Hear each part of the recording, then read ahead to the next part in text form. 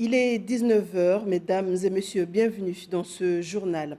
Tout d'abord, cette information qui vient de nous parvenir. Un motard a succombé à ses blessures après un accident de la circulation qui s'est produit en fin d'après-midi à Sakouli. Les secours sur place n'ont rien pu faire. La victime était déjà en arrêt cardiaque. La victime qui faisait partie de l'association des motards de Mayotte. Circulation toujours, mais cette fois-ci à Sada, où la municipalité a mis un plan pour la fluidifier. Et cela ne fait pas que des heureux. Le parc automobile en pleine augmentation, la commune se devait de réfléchir à de nouveaux aménagements de voirie et une meilleure organisation du stationnement. Après 4 ans d'études, le nouveau plan de circulation est né. Quel changement sur place et quelle réaction des usagers? Shafika Salimoukou, Issouf Ahmed Matoir. Des voies à sens unique, des sens interdits un peu partout dans la commune, c'est l'une des premières choses qui nous frappe lorsqu'on circule dans Sada. Le nouveau plan de circulation mis en place par la municipalité ne laisse pas indifférent. Il surprend, interroge la population. Alors pour moi ça ne m'arrange pas parce que moi je suis au bout de BFC là-bas. Je peux avoir du commerce là-bas et que si jamais quelqu'un a besoin de venir chez moi comme il manque de parking, la personne sera obligée de continuer et quand il va continuer, je ne le vois pas revenir à pied pour venir chercher quelque chose dans nos quartiers. Très compliqué au point où on est obligé des fois d'aller à l'encontre du règlement. Je pense que des fois la mairie doit prendre ses responsabilités. Parce que s'il faut demander aux habitants, je pense qu'on n'ira pas loin. Un nouveau plan de circulation qui, au vu de la réalité du terrain, n'est pas une mauvaise chose, mais beaucoup auraient aimé être complètement associés à la décision finale. On ne peut pas arranger la population sans demander à la population ce qu'ils veulent. Effectivement, c'est fait. Mais on se rend compte que ça a été modifié entre-temps parce que la commune, l'administration, a fait en sorte d'émettre des panneaux sans demander l'avis de la population. Et ils sont arrivés qu'il y a eu des couacs parce qu'on ne comprenait pas, parce que aussi il y a certains panneaux qui n'étaient pas, comment dire ça, qui n'étaient pas en adéquation avec la circulation. En tout cas, pour ou contre ce nouveau plan, tout le monde est d'accord sur le fait qu'il fallait réagir, faire quelque chose pour assurer la sécurité des usagers et fluidifier la circulation. La mairie met donc tout en œuvre pour informer ses administrés de ces changements auxquels il faut s'habituer. Nous avons pris les mesures. On s'est donné environ 1 mois, je veux dire, pour sensibiliser les gens.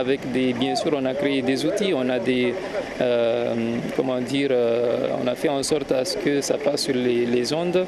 On a des documents, on a mis en place des plans qui sont placés sur certains sites. Donc la population est informée et sera informée durant tout 1 mois.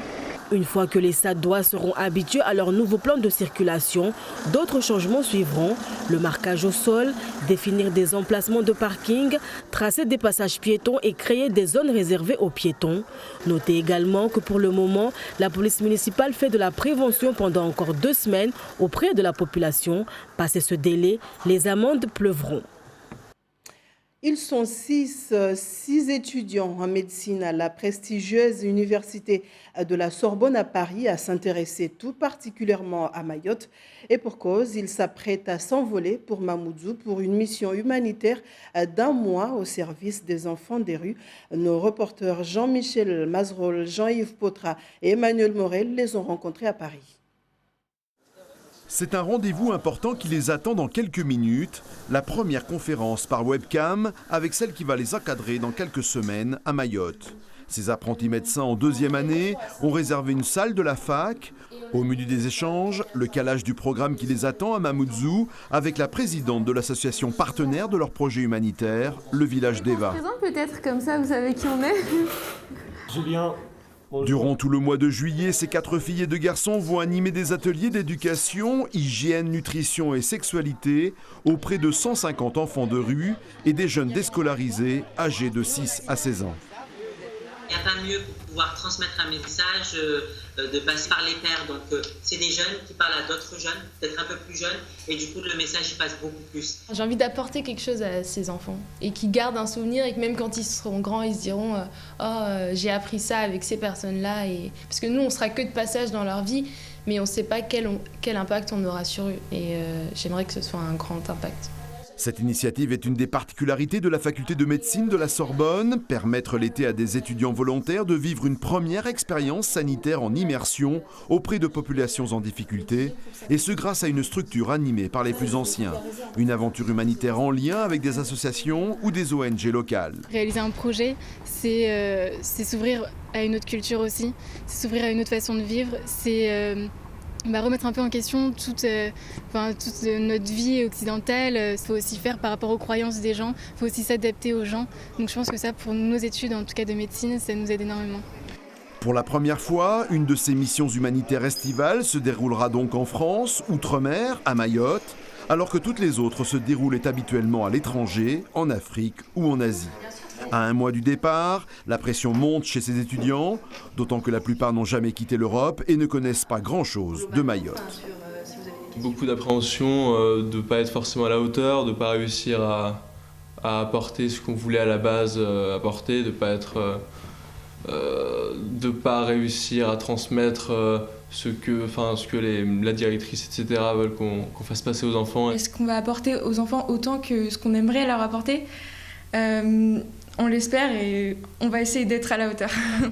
Cette aventure est aussi une formidable opportunité professionnelle pour ces apprentis médecins. Ça nous permet de mettre un pas dans les projets humanitaires, de pouvoir partager, etc., qui est quand même un fondement du métier de médecin, le partage et aider les populations qui sont en difficulté. Je pense qu'on sortira mûri de cette expérience et on ne sera plus les mêmes après Mayotte.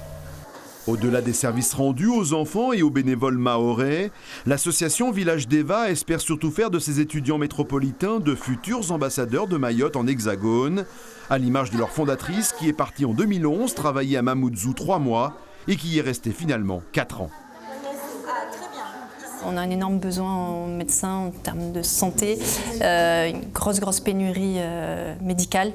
Donc là, ça serait vraiment l'idéal que ces jeunes sensibilisés décident d'aller s'investir là-bas de manière plus longue que simplement un mois. C'est important que vous puissiez venir à Mayotte pour qu'à la suite vous soyez les ambassadeurs de Mayotte. C'est important. On ne puisse pas dire que Mayotte, c'est que du négatif, qu'on parle, il y a des sujets qui sont très difficiles actuellement à Mayotte, mais il n'y a pas que ça, il y a également de belles choses et on est en construction et une des forces, c'est la jeunesse. Début de cette aventure humanitaire à Mayotte le 4 juillet prochain, dans et autour de Mamoudzou, sur 3 sites différents. Sport à présent, après la liesse au mondial féminin pour les Françaises, la lourde défaite des hommes de Didier Deschamps complètement inoffensif face aux Turcs aux éliminatoires de l'Euro hier soir. Les Bleus se sont inclinés en Turquie 2-0. Les Français ont multiplié les passes ratées, mauvaises inspirations et cadeaux à l'adversaire. Les Turcs en ont profité dans une ambiance bouillante en inscrivant 2 buts en première période. Au classement de la poule, la Turquie, qui réalise un sans faute, prend la tête devant la France. Prochain match des Bleus mardi 11 juin. Jeux des îles de l'océan Indien à présent. Dans un mois et demi, ce sera leur ultime course pour tenter de décrocher un sacre India-océanique. Mais en attendant, l'heure est aux entraînements pour les 5 coureurs cyclistes mahorais sélectionnés pour les Jeux des îles de l'océan Indien qui se tiennent à l'île Maurice du 19 au 28 juillet prochain. Ce dimanche, une course préparatoire a été organisée sur Mamoudzou, une compétition à laquelle ont pris part 11 autres cyclistes de Mayotte. Bibi Maria Malidi et Atoumani Simba les ont suivis. Mamoudzou, Dzoumonier, Kokoni, puis à nouveau Mamoudzou. Une boucle de 70 km pour mettre en rythme les coureurs après une interruption de plusieurs mois. Après seulement quelques kilomètres vers Longoni, ce petit groupe se détache du peloton. C'est sur un rythme très élevé que ces coureurs se confrontent.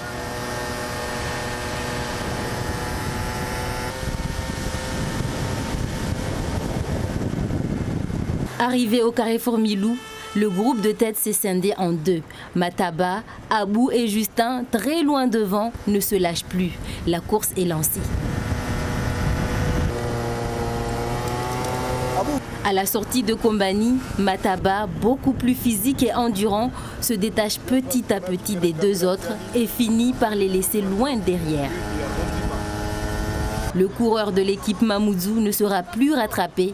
Il franchit la ligne d'arrivée après 1 heure et 36 minutes de course. J'essaie d'attaquer à chaque fois, mais je n'arrivais pas à récupérer. À la fin, j'ai pu attaquer, j'ai eu un peu de temps pour récupérer et là, j'ai pu relancer la machine. Depuis le départ, j'ai roulé. Du coup, vraiment, je suis content de la course, mais malgré les chutes. Cette course, la première depuis le début de l'année, est aussi une préparation en vue des prochains Jeux des îles. Ils sont prêts. Là-dessus, on ne peut pas dire autrement, puisque l'objectif aujourd'hui, qu'on s'y attendait, que ça va peut-être se faire en 2 heures, voire même plus de 2 heures. On avait peur de ça, mais en réalité, ils ont quand même réussi à le faire en moins de 2 heures, ce qui est vraiment satisfaisant. Donc 1h36, il faut le faire. Il y a eu pas mal d'attaques, vous l'avez vu sur le terrain, de contre-attaques, d'attaques, donc c'était bien. On a fait des entraînements, ce n'était pas vraiment des entraînements pour être au top. C'était juste des sorties des 2 heures de temps, ce n'est pas suffisant. Le cyclisme, ça demande beaucoup d'énergie. Il faut qu'on s'entraîne trop, faire les entraînements ça ne suffit pas. Il faut carrément les compétitions pour être en forme.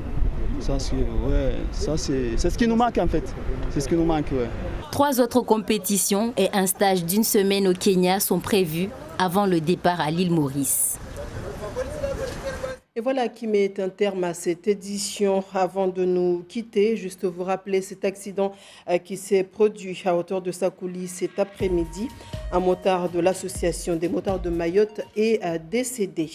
C'est la fin de ce journal. On se retrouve dans un instant pour votre journal en Chimaoré.